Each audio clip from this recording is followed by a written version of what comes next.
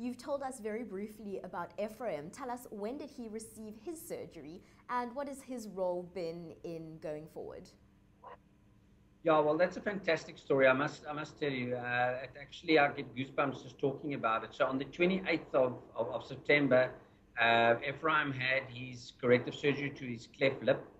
And as I said, for him, it was an amazing experience. He's got a wife, he's got two children, and being teased from such a young age, it was a massive thing for him.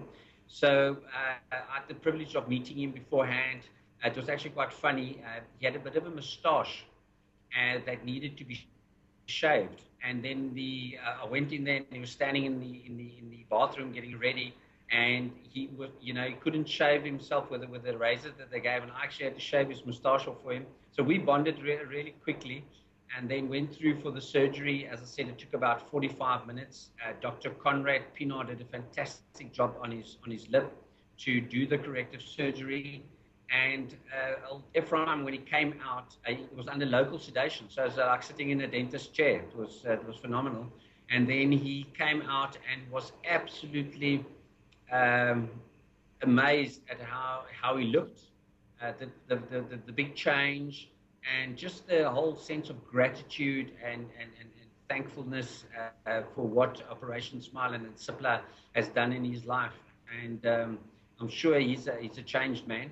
What I would like to do is in the future is when we do, some of our Sipla functions, to actually bring Ephraim out and just to come and talk to our pharmacists and our doctors and our guests as to what this corrective surgery has done and meant for him in his life. Tell us about Sipla's ongoing relationship with the Smile Foundation. As I understand it, R1 million was donated from your organization to theirs specifically for this issue.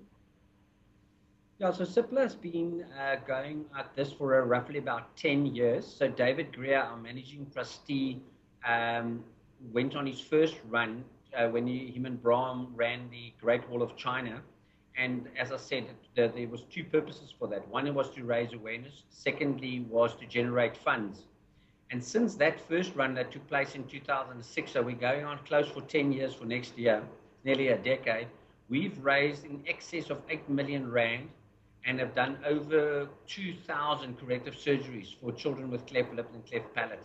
So it's something that's very, very close to us at Sipla and something that we take very seriously.